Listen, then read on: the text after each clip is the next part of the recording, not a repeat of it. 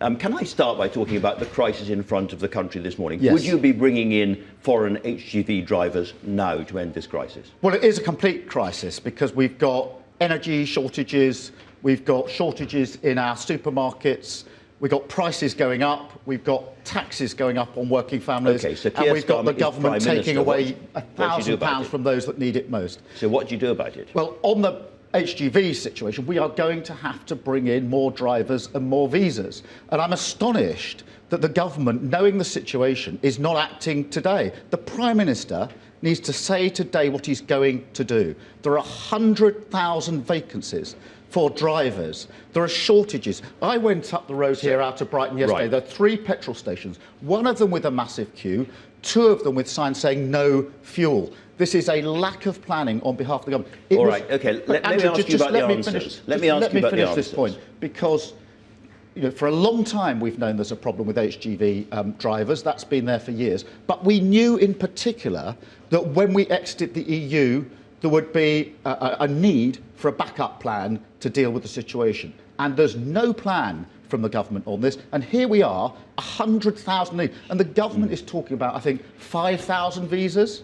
So here we are. Would you, as Prime Minister, bring in 100,000 foreign drivers to solve this crisis? We're going to have to do that. So you would? The answer to that is yes. We have to issue enough visas to cover the number of drivers that we need. The alternative, so the Andrew, industry says 100,000.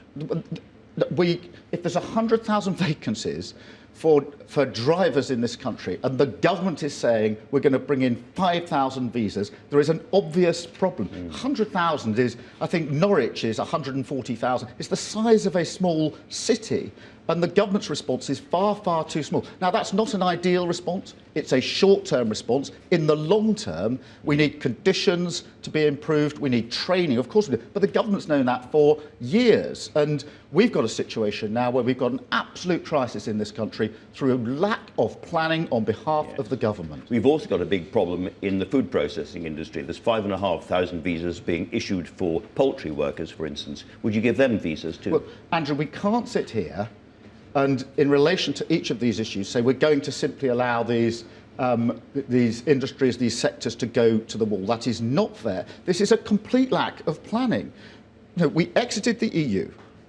One consequence was there was going to be a shortage of HGV drivers. That was predictable. It was predicted. And here we are on Sunday. So I say to the Prime Minister, we need a concrete plan today to deal with this problem, because otherwise this is going to go on till Christmas. And I'll tell you one other thing, Andrew. If we bring in the army, then they will have to come in. They will not want to go in for the long term. Okay. All of the army deployments tell me over and over again, if they have to step in a crisis, as they do sometimes, they do not want to be locked in for the long term. You talked about the petrol stations. Similarly, if you walk up almost any high street in Britain a few weeks ago, you'd see little signs outside the restaurants saying kitchen staff urgently needed. And now many of those same restaurants have closed because of shortage of staff. Would you do the same thing for this huge shortage of hospitality staff in this country? Would you allow people to come in and get those restaurants and those bars open again? We need to encourage people into hospitality because there is that problem. There are different ways of achieving that, and one of the